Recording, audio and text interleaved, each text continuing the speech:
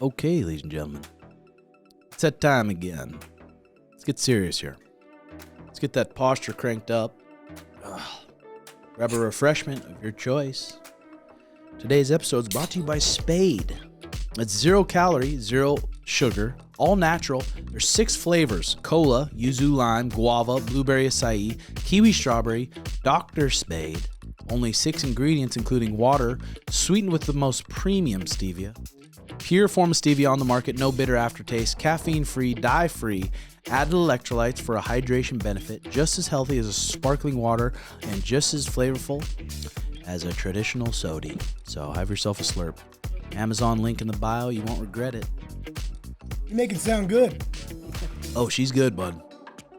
She is good. Almost too good. Well, we're here. We are here. We got some special guests with us today. We got the legend, as always, Joe Diesel Riggs, and then another legend, Mariah's father, my girlfriend of 14 years, and her father, who is a real legend in the game, Lonster Monster, we call him, Lon. An entrepreneur, and I was real thankful when I met Mariah. When I was 20 years old, some parents you meet, they want you to get a job with benefits. And if you're dating some knucklehead like me who's fighting, doing this shit, they're like, why don't date this fighter? You want to find someone who's doing a real job or doing real something. But Lon and Tess, they always really supported me, training hard and just fighting for a living. I lived in their house for a while. They've supported me. When I moved to Scottsdale, Sugar and I actually lived in their Scottsdale house for a little bit until we got our own apartment. And Lon's always been like a entrepreneur, never really goes by the book. And I remember going back when I was 20 years old in Stevensville, Montana. I'd be like, what are your dad and brother doing in that garage all the time? And she's like, I don't know, there's lifting weights or something. I'm like, it's weird. And then I think 2-3 weeks later, I opened it up and it's just full of plants, full of marijuana plants. What? Yeah. I was like, what the hell is going on? You dabble in it? And that's the reason we even came down to Scottsdale, because Mariah and her family, they were moving the business down to Scottsdale. And I ended up Googling MMA in Scottsdale, and I saw CB Dalloway, Ryan Bader. I messaged them. And I saw Benson Henderson trained here, and he was the champion at the time. So I was like, well, maybe I'll message him too. And they had me come down, and the first day I came down, I sparred Benson Henderson in the cage, and I'm like, fuck, this is the place I need to be. So I moved down, packed my bags, and moved down. And Lon's been through some crazy, crazy business ventures. What was that like, Lon, running the marijuana grow back in the day? Because back in the day, it was supposed to be real low-key, wasn't it? Yeah, it was actually pretty nerve-wracking because it was medical, but not all law enforcement was on the same page. Some people were fine with it. Others hated it. Uh-huh. So you didn't know who was going to process the business and how they were going to process it. Mm-hmm. So it was pretty nerve-wracking. We ended up taking over a grow in Deer Lodge, Montana, where the state prison happens to be. I remember that. I remember going in there and trimming some buds there, and that was back when they were really trying to crack down, and they were cracking down on places and really putting them in the pen, right? Oh, yeah. They had their largest coordinated raid, the DEA, in Montana. They hit, I think it was 21 or 22 places at 8 o'clock on a Monday morning, and it was the day I was taking over that grow in Deer Lodge. Oh, God. So the kid that was running it was running guns out of the double wide on the property into his truck, and everybody was panicking because, of course, it's a community, and everybody was texting, and so everybody knew what was going on. And I was just walking around, and the office manager's like, aren't you nervous? Like, I didn't do anything wrong. And a lot of those people were coloring outside of the line, shall we say, and we never did. What do you mean by that? I heard one of the grows was going straight to the Hells Angels. They were selling black market. Some were bringing in California weed, and you can't cross state lines. You can't. I didn't know he did this. You never told me. Well, in the beginning, it was a real stretch for me because I was a redneck logger from western Montana. I'd never even seen a pot plant. I tried it smoking it a couple times in my early 20s when I was drinking beer and puked my guts out both times. So it's like, It made you throw up, really? oh yeah. It's like, and then Matt, your son, he ended up coming to you with a business proposal. well, him and I were going down to Salt Lake City to see a friend of mine about another business, a multi-level marketing thing that we could be at the very top of it or bottom, however you want to look at it. And so we're driving down the road, and I was selling Chevrolets, trying to get away from my chainsaw again, and the head guy there in the IT department, he'd been growing for 30 years, and he was talking about going legit, but he was old school and he didn't want his name registered with the state and all that kind of stuff. He never did, but he supplied me with my first little startups, and that's the garage thing. Well, my son Matt, another big entrepreneur, and people in the marijuana world know Matt Morgan. Yeah, he's been in all the magazines, a lot of talk shows. He sits on boards for publicly traded cannabis companies. So he was really the driving force. We went from starting in my garage to we were in 3 states and had over 500 employees. Really? Yeah. Dude, why the fuck didn't I ever know this? Yeah, and I mean they moved down here and opened that huge grow. What was that one called again? That was Well, that company. He started out. We were Bloom, and then he got some big financial backers out of Florida. They didn't want the toxic debt. They didn't really like his partner, so he just walked away from that. That ended up selling to Curaleaf for $220 million. It would have been half his, and it would have been way bigger had he stayed there. So he built this company and got it up to over 500 employees, and then we were purchased by the same company, Curaleaf. But you really took a risk back then. I mean, back then it was really just like everyone's scared. You saw some of your close buddies get raided, go to the pen, and it's like, oh shit. Yeah, and once we left Montana, it was really legit in Arizona. You know, it was, you follow the rules, they're just not going to mess with you. And there were people who didn't follow the rules, and they didn't mess with them. Mm-hmm. But Montana was sketchy because there was just certain guys that, you know, had a hard-on for the business, and they weren't going to have it. And if they could do anything to screw up your life, they were going to do it. I noticed that some people, cops, when I was going through the police academy, some cops just will demonize it. They have such a horrible outlook, like people are just pieces of shit that smoke it. You know? Oh yeah, I mean, it's not long ago. I mean, most older folks, you tell them about marijuana, and they're just so fucking not anymore, really, in the past couple of years, but back when we were getting into it, it was the devil. Yeah, and the old people, it's like, well, what do you think about it being a gateway drug? And I didn't partake at the time, so I was, you know, not sticking up for something I was doing, but I was very well educated in the whole deal as far as the medicinal purposes and stuff behind it. And I just look at them, and you know what the biggest gateway drug in the world is? What? Alcohol. Yeah. And it is. Yeah, 100%. Yeah, and if you smoke pot, that's not going to get you shooting up heroin or snorting beating cocaine. on your woman. And that's the other thing I'd say. How many times have you heard a guy do a bong and beat up his wife and kids? Never. No. How many times does a whiskey drunk bastard just go home and, you know, beat the crap out of his family? Well, that happens. Mm-hmm. Yeah, I mean, so coming down here, starting the business up, and it really grew to a pretty cool thing. And Lon's also part of a motorcycle gang. What? Club. What the hell's going on? Club. Yeah, club. That's just shitting on the whole thing right there. Yeah, no, club. What's the name of the club you're in? The Americans. Is it an Arizona-based thing? I think most of the brothers in California, we have a lot in Arizona, and that's kind of the central location of most of the club. They were founded in 1970. Apparently, they were more of a 1% color outside of the lines, and then one of the founders, his nephew got cancer, and he ended up dying, and he just had an epiphany, basically, and said, you know what, we're going to stop doing what we've been doing, and we're going to do runs, and we're going to do toy drives, and every dime we make is going to families of children with cancer. So they kind of went from an outlaw club to a really good cause. Profound effect on it had a profound effect on them, huh? Yep. The custom AR I have was made by Lon. He also makes custom guns, some really, really cool, you really? like badass guns. Yeah. And what's the website people can do? It's open. Open Season Defense. And I've got all the major manufacturers on there, but if you hit on the custom shop, those are the guns that I build. You build guns? Yeah. When you were telling me about the AR, I didn't know. I thought he just got it for you. I didn't know he No, actually built it it for me. You've been a kept secret about it. I didn't know you did any of this shit.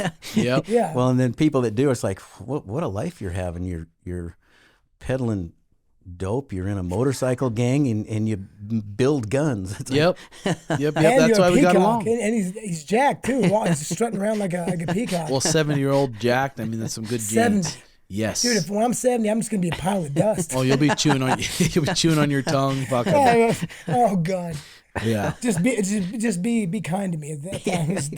Jeez. So at the time, I mean, when Matt comes to you with this, and it's like, I mean, Oh, it yeah. takes a lot of balls to just jump into something like this, especially back when you guys did it.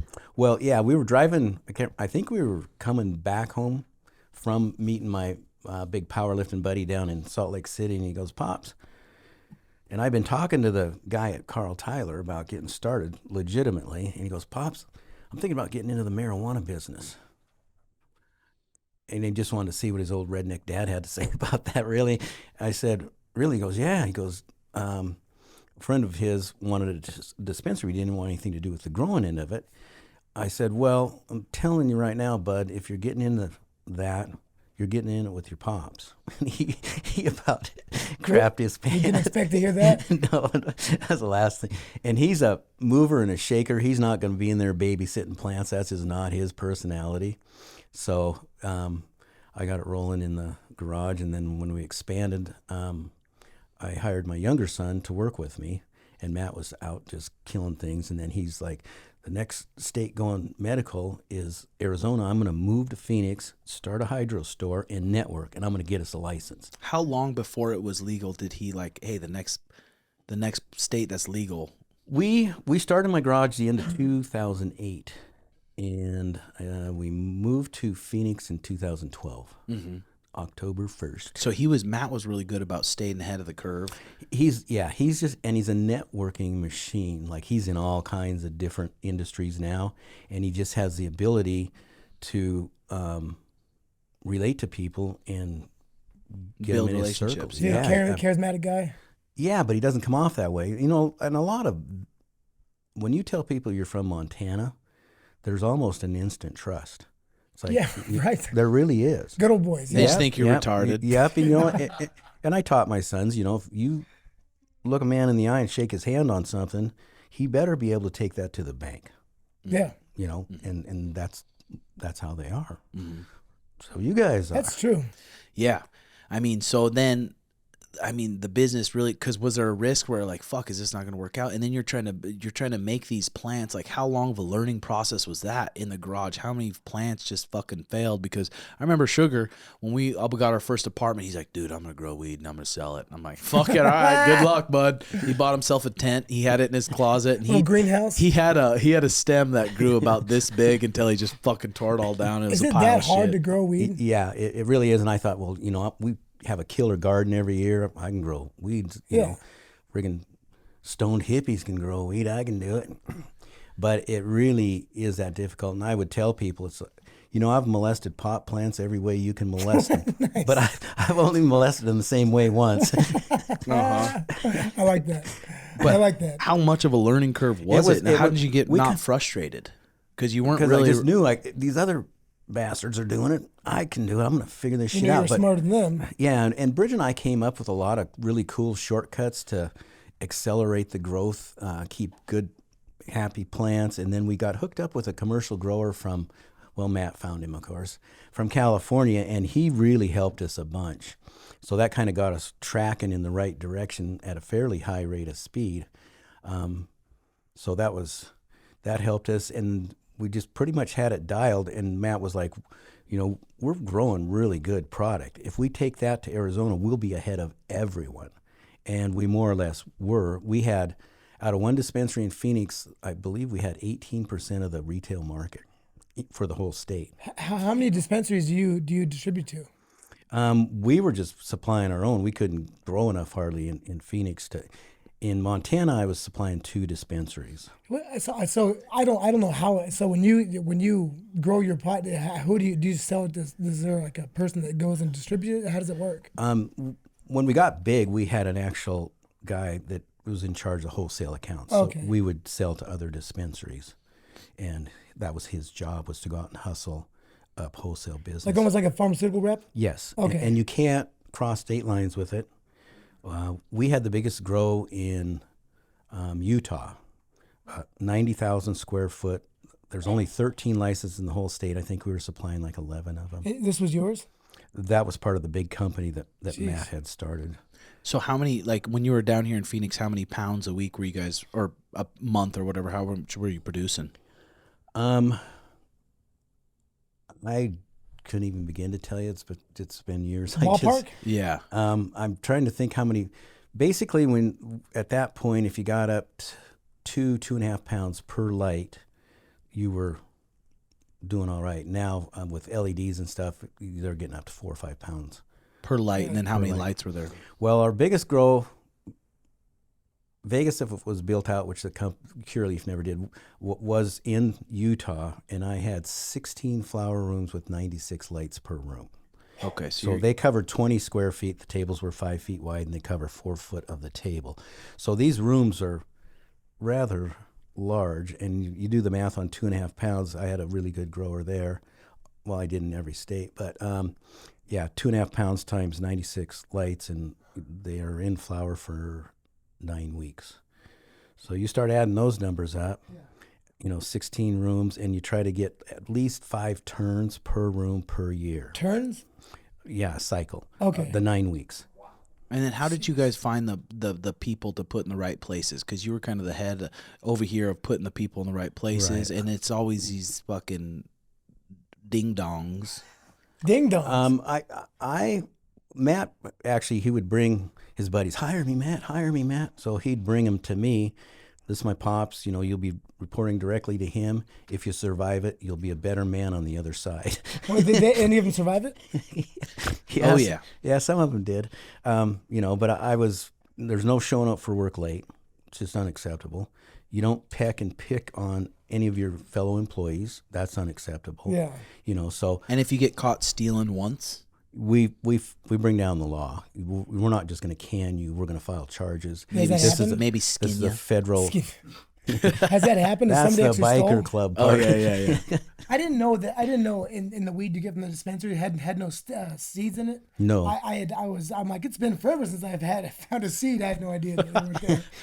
Yeah, Yeah. because I remember they had dog security. Because would people that you like hire to trim? Because you'd have how many trimmers working at one time? Like, Oh, 8 or 10 plus machines going. and they're trimming trying machines. to pocket a little nug here and there, and Yeah, we had. I think those dogs. We had 2 dogs that were like 40 grand a piece. What kind of dogs were they? Shepherds, German shepherds, and they were amazing because you reek when you're in there, especially trimmers. It's all over your gloves. Are you even aware of smelling like that? You're or not, no. But when you go to the grocery store, everybody's like, That's how I live my life. because Mariah worked there for years when Did she I was really? fighting. She would work there and go be trimming and doing different stuff. She worked there for years. yeah, she was in charge of propagation, making the babies root and stuff. Mm-hmm. There's a lot of different moving parts to this thing, huh? Oh yeah, like the Tooele Grow in Salt Lake, I had 75 employees. I was general manager of each state at different times when they'd fire the GM for. People realize just how big 75 employees is. Yeah, it's a lot bigger than people think. Yeah, and I was also director of cultivation for the whole company, so that involved about 125 people. But I just dealt with the managers. Unless they had a problem child, then they had to come in and talk to the principal. Yes. Yeah, I mean, And nobody wanted to talk to the principal. And I never raised my voice. I never belittled anybody. I just have a chat, get them chatting so we could figure out what the problem You're a is. straight shooter. Yeah, and get it taken care of and try to be a teachable moment. But at the end of that, I would tell them, now you need to understand, if you end up in this chair again for this same conversation, it won't be this conversation. It will be me wishing you the best in your future endeavors. We're moving forward Oh, that's without you. hurtful. uh-huh. God, So get the fuck out of here. So that straightened most people up, but some came back in for the same talk, and that's what they got. And Did you ever catch anybody stealing? we had a person in Tooele that had buds under the lockers that they thought they could scoop at the end of the day because we didn't have a full-time dog there, but somebody noticed them under there. Well, they just fell off from the tree. Just or stuffed him something? in his butthole and snuck out. Just keistered him. Just But stuffed they him in his would. dick hole. They apparently thought they could put them in their street clothes or whatever when they walked out, which they very well could have, because we didn't have those dogs. They don't strike on any just reeking of pot. But if you put a vape pen thing or a little corner of a bud in their shirt, they sit instantly. Really? It's amazing. Wow.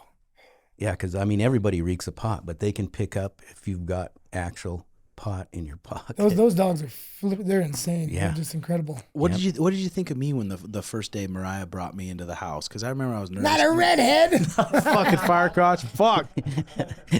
But you knew I was a fighter, and I Right, and I kickboxed for 5 or 6 years, so This fucking is mystery man. All he's doing, he's the fucking best man in the world, man. Yep.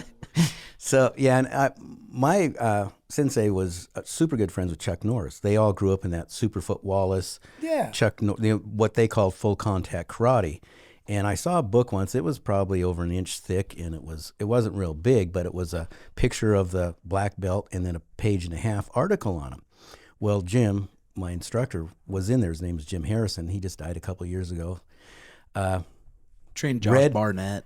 Yeah. Who? Josh Barnett. Oh, you remember trained him? Josh? Yeah, because I would tell my sons, it's like, we used to beat the living shit out of each other. We fixed our broken noses with a pencil, blood dripping off your elbows. Different time. And 100%. And so they're like, sure, Pops, I'm sure they. Well, then he got on a podcast and said those exact words, basically. And they're like, oh, shit, Pops was telling the truth. Vindicated, yeah, for sure. But, so I related to Tim on that level for sure. Yeah, I understand what it's like to get in the ring and beat the hell out of us. Tim, you haven't told me any of this. Yeah, stuff because about I it. was just nickel and diamond being a pro fighter, and then I was only dating Mariah for not long before I'm like, fuck, I'm practically homeless, and then they let me start sleeping at the house and stuff. It was You really you took hit care the of money well. You hit the lottery. Well. Thank God. yeah, no shit, right? Jeez, Well, I that's mean, good. we're all built different. And one thing I've always known is a guy that doesn't want to go out there and sweat and toil for a living, but thinks all the time, will come up with a way to make money. And usually it's a way more money than the guy that's trading his sweat and toil for a paycheck. And I packed a chainsaw around for 25 years, so I know what it is to sweat for $1. You got paid for how many trees you put on the ground every day. Complete, Jippo kind of thing. And I unfortunately happened to be really good at it. Mm-hmm. So I'd go sell insurance or I'd go sell cars, and it's like pretty soon, fuck this, I'm picking up my still and That's what going you back know. in the mountains. Because at the end of that day, it's like everything just seems right with the world. You got your seal logs that you put on the ground. So That'd be fun. I think that'd be cool. it's very addicting. And Hard work though. Oh yeah. can But it's imagine. worth it because you get paid. The harder you work, the more money you make, and it's completely up to you. You're your own boss. Everybody shows up at the butt crack of dawn to. Well, I had one logger say, I don't know why I got to sneak up on these trees in the dark. That's funny. Yeah, and what was I getting at there? And then just recently, I gave Lonster a big old bag of mushrooms to dabble in. He's dabbled in those in the past. And Tread lightly. I just turned on myself doing that. he took some on a plane and he got kicked off. I was trying to microdose.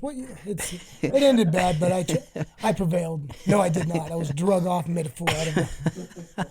But we're okay. It would be in the safety of the home. Yeah. Yeah, I actually got a question for you. So, if there was a young buck in the audience who wanted to start their own legal, marijuana empire, what would you say is kind of the first steps they should do, and how can they grow their operation? Now it's really difficult because it's fairly well established. If you want to look at a state that maybe just legalized it, go to work somewhere and try to pick up as much knowledge as you can. There's so many different departments. Like I had people that trimmed for me and packaged and stuff that had never seen the grow. And that was my mentality. That was by design. I didn't want a whole bunch of people knowing the layout of that whole building, because people talk out of school and somebody at the bar back here might be all ears listening to, they do this and they do that. You could probably break in this way or, I just saw my idea to eliminate as many people as possible not having that knowledge was you just work up here in the front and that's where you stay. So how much is it for a normal license these days? You know, some of the renewals are $200,000 a year. A year, and then just to get a license initially. Well, you've got to do reams of paperwork to present to, when they're handing the initial licenses out, to present to the board or whatever that you deserve this license so that you can financially operate, you know, have the financial wherewithal to operate a cannabis company, because most of them are huge now. The big ones are gobbling up the smaller ones. And I've said this for years, tons and tons of very wealthy people end up with millions in tax write-offs because they fail. And everybody thinks, I just won the lottery. I got a license. Well, it's a license to destroy a lot of people's lives. Oh. They just can't get it together. They have people stealing from them. They don't understand the business. There's so many moving parts in establishing a marijuana business nowadays that it's really difficult for just like us, Joe Blows, that didn't know squat. Don't even try. Yeah. Pull that mic up, Joe. What if you just wanted to kind of start, you know, your own little thing at home and have a couple plants? What's the best way to go about that? If you can get a little grow tent, you know, if you can afford a grow tent and use an LED light as opposed to the old high pressure sodiums or the metal halides in veg, those are just furnaces, each light, where the LEDs run a lot cooler. They don't, the 1,000 watts equivalent to, don't really use any less electricity, because that was a big thing in the beginning. They're very similar in their usage, but they don't produce that heat, and you've got to get rid of that heat. So now you're running exhaust fans. The whole neighborhood, there's a skunk in the neighborhood somewhere. Yeah, you have to keep everything pretty taped off, like where it can't It's got to be, out. yeah. If you have any light leaks, we've even gone through and taped over additional dehumidifiers in the rooms, little LED lights on those. You'll get what's called foxtailing, so your buds just look dorky. They'll have a little thing coming out. They look stupid. Yeah, they call them foxtails. Really? So that's a lighting issue always. When you're running a big grow like that, is there like people that come in and they're just trying to sell you maybe like pesticides and stuff that keep them going? Because these big grows that aren't really grown for quality, they're grown for quantity. Because some of that weed, I mean, you smoke some of this weed from the dispensary, and it literally is like you're smoking anxiety. Well, and that really shouldn't be the case anymore, because they batch it up in whatever the state regs are, 5 or 10 pound batches, and those are all tested for pesticides, mold, anything that would be harmful to you. So you should be able to, with confidence, buy from a dispensary knowing that all that product has been tested, and they track every gram. I mean, your stems and everything. Is the testing pretty proficient? Oh yeah. So Yeah. And then in that, they also test for the THC content. How do you get it stronger like that? How do you get the THC up to a higher? If you kind of working with what you have, I would always explain to my gardeners, you have one job. Your job is to make sure that none of these plants ever get stressed. We'll teach you how to not stress the plants, and you need to do exactly what we tell you to do. Don't vary from it. If you have a great idea, come tell me. If you think you're going to try it over here in this little corner, and I'll figure it out, because I've been doing this for years. If it worked, we're stealing your idea and you're getting canned. You're getting canned either way. So don't go behind my back and do anything. And I explain to my gardeners, these are all females. Every plant in there is a female. If you get a male, you get seeds. You can stress them out and get seeds as well. But mostly, yeah, if there's any pollen, you're going to get seeds. So I would explain to them, they're all female. And we all know what happens when you stress out a female.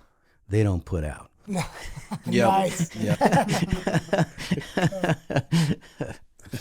That's I didn't know all that shit. When did bud tend to go? I had no idea. I had no idea that you did any of this shit. Honestly, that's Yep. where do you actually own or have a dispensary, or just do you sell to dispensaries? We would sell to the dispensaries in Vegas. We had 2 dispensaries. In Phoenix, we had 2 dispensaries. We didn't have a dispensary in Utah. And then since I got cashed out, I had shares in the company. When Curaleaf bought us out, then I got cashed out. Oh, what did you? Is that the dispensary you sold to? Is the Curaleaf? No, Curaleaf started buying up companies, and much to the demise of many of those companies, their business model is they've laid off, they shut down all their operations after they paid millions and millions in like Cali and Oregon and Colorado, and they've laid off thousands of people. They just laid off another 2,200 or something. Dang, that's crazy. So this is a question here from our Patreon peoples. What is the biggest, for you three, what is the biggest conspiracy you guys believe is true? Monster? Too many.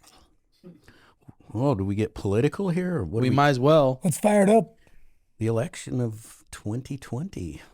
Election of 2020 was a fraud. That was 100% a fraud. Even Dana White says Dana White won't join the president-elect Donald Trump's administration. He said there's nothing dirtier than politics. Yeah, for sure. Did he actually get offered something? Yeah. What the That's fuck? what- Did he that's what it really? says. Yeah, I'm sure. I mean, now Elon's working for him. And Yeah. what about you? Your most wacky conspiracy that you 100% believe is true, Joe? Oh, there's too many. I believe. Just let's give us one. then. Fucking the JFK assassination. That's pretty much it. That's pretty much. So mostly just politics and that whole thing. No. Well, the moon landing. I'm starting to. Question. Yeah. Well, I don't think it happened. It's just there's no way that you could just lose technology like that. They don't have the technology to go to the moon anymore. Yeah. That's crazy. Yeah, it really is. Okay, here we go. Some next question. Any tips on budgeting inconsistent income? I own a window tint business, so it's always different. And also, how do I run my business and find time to train if every MMA gym is over an hour away? I mean, Billy, you got to do the best you can, bud. He was going on a complaining rant there. Yeah, I mean, budgeting too, it's like it's hard. I mean, when you're budgeting like that, don't get big expenses. You don't get that truck that's $500 a month with $200 insurance, and then don't jizz in your woman. That creates a baby. Seriously. And that usually is a little bit hard to budget around. You have to have low expectations, especially if you're training. You have to have as least responsibilities as you can possibly have. Yeah, a lot of fighters live in their cars Yeah. when they're getting started. You know, they just have nothing but drive and a dream. true. And that's all it takes. And this one is interesting. This is a quote from James Clear. He said, if you're eager to learn, even if you aren't particularly talented, then you can make it a long way despite your shortcomings. But if you're not eager and curious, you'll find your natural abilities often fall short of what is required. Isn't that the truth there? Art Sanchez here. Should men know about a woman's past before putting a title on the relationship? Yes. Thank you, Uncle Red. So, I mean, say you're in the dating pool. Obviously, you're not. You have a wife. You're in the dating pool. Do you ask the woman how many men she's fucked? If that's important to you, yeah, for sure. Whatever's important to you, go ahead and get that Yeah, on the table. because everybody's different. Every relation's different. And so some guys could give a rip and some could give a rip. Yeah. Yeah. I mean, it depends what age you're at too, I guess. I mean, if you're Yeah, if you're exactly. 35, you're 36, and you're trying to ask this girl her body count and her, it's like maybe not, maybe just not. Yeah. Thank God my wife didn't ask. Yeah. I was 33 and she was 20. Uh-huh. Nice. Nice. Here we are 36 and a half years later. Yeah. Nice, dude. What was the process of opening your own gym, challenges, licenses, finding members, blah, blah, blah? The process for mine, it was just I was creating a place that I wanted to show up for. I wasn't really thinking about money signs right off the rip at all. I was thinking about just getting by, because I was just getting by, but I enjoyed going to training every single day, and I was trying to just create a place that I enjoyed going to, and the vibes was good, and it just kind of naturally grew from that. Mine was a little different. Starting my gym in Montana was a little different. But your gym was going good. I saw online though they're trying to sell the whole thing. I'm like, fuck. They are? I don't know how much. It didn't say a price on how much they're trying to sell that whole thing. But I gave it away. because you could probably, I mean, if you had a couple instructors that I could pay to go up there and run the joint that I actually trusted. He's selling it? Yeah, I saw I was selling them for. I'll have to ask him how much, but that might. If you, It how was- much was the rent for the place? Oh, like $2,600 a month. 27. Yeah, And but it was a pretty sweet looking gym. It was about as good as you can get is up there. You know, when you're putting it all on yourself and trying to, especially during COVID. I opened up during COVID. That was terrible. What But was your hardest part about the gym?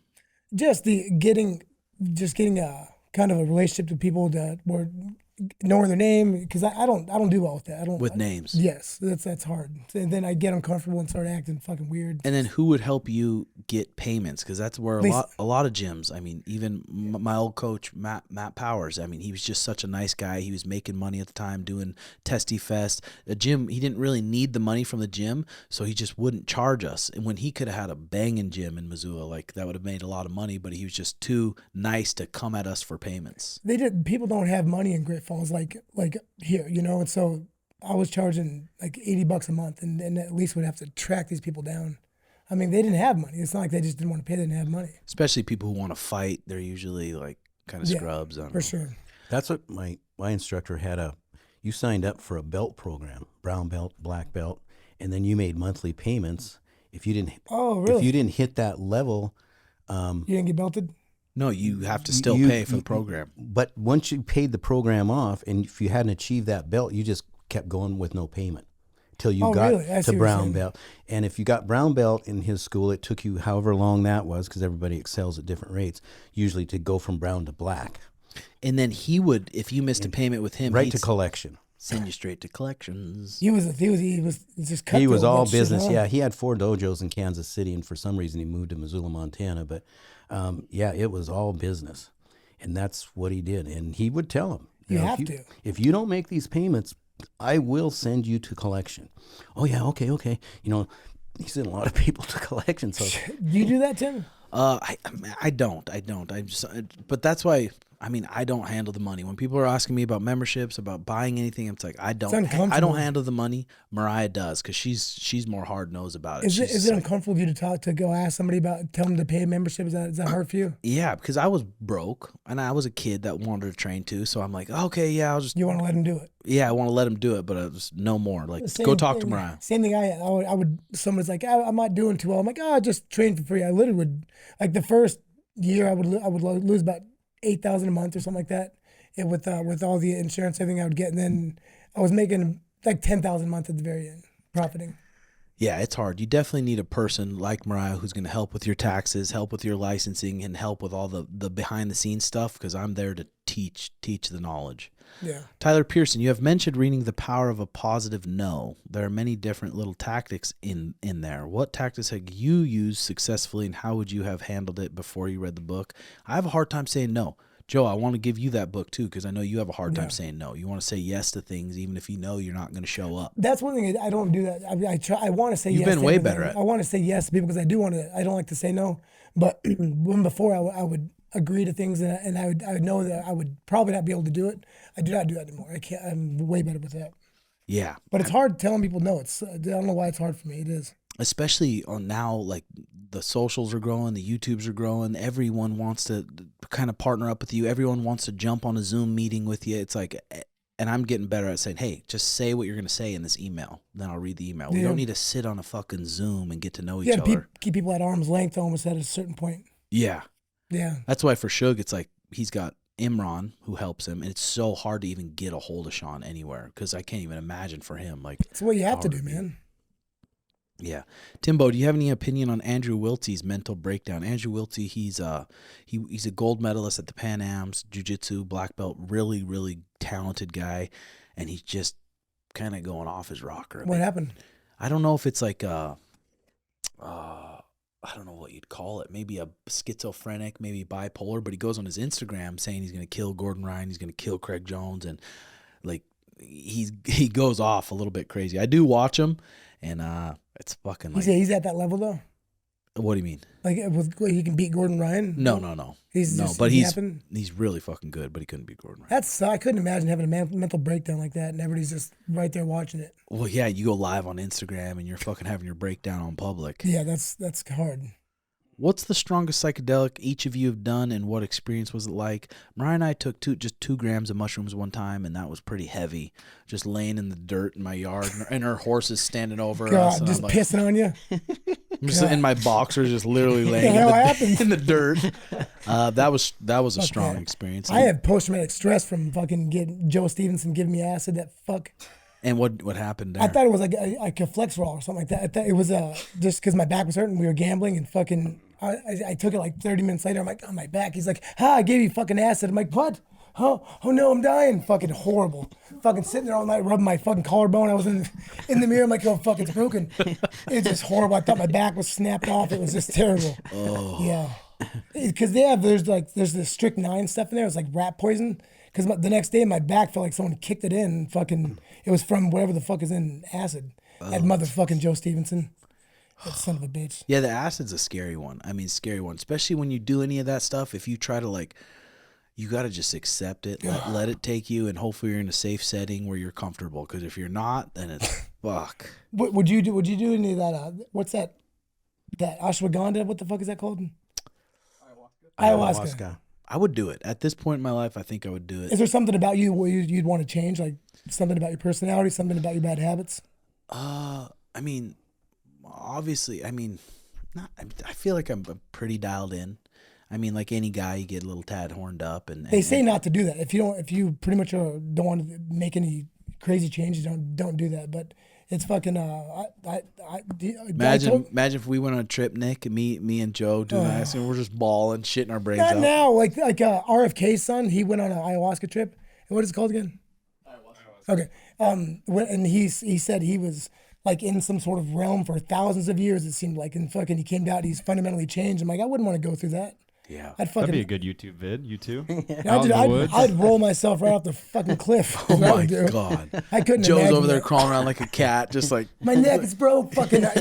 For some reason, I started to go back to that. I started to feel that with the mushrooms. I'd want Joe to be in a separate room where I can have my own experience and he can have. You his. open your eyes and like, hey.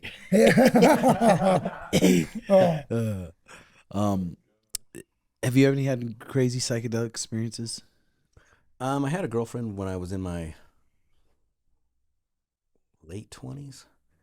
That was probably trippy. We tried. Yeah, it was crazy. We tried shrooms one night, and it was pretty wild. It turned on you? Mm-hmm. Well, no, like we were at a rock and roll at a bar with a live band, and she had blonde hair, and the light showed her hair's turning blue and red, and I'm just like fixated on it. It's like, we got to go.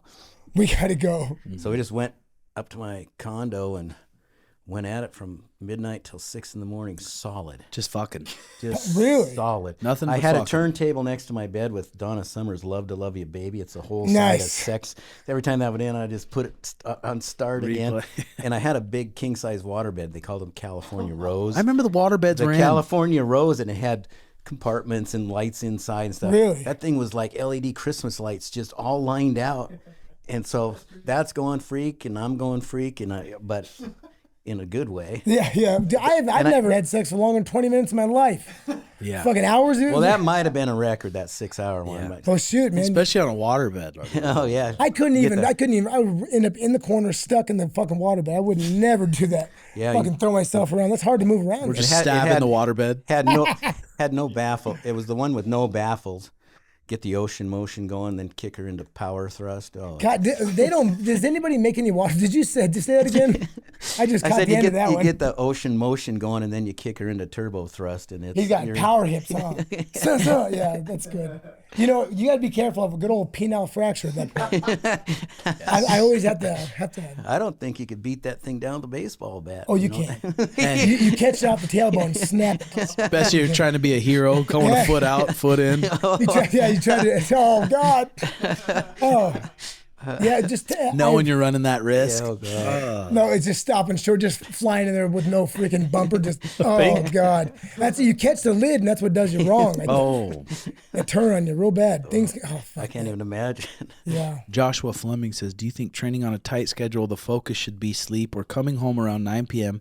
after training and taking some time to cook some good food, stretching out before bed, but giving up sleep?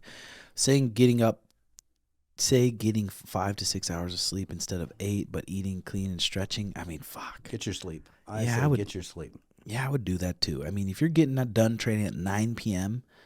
and you're not eating till 10 p.m., maybe at 9 p.m. you can have a nice, solid, good-sized shake, get some fuel. You think sleep's the most important thing?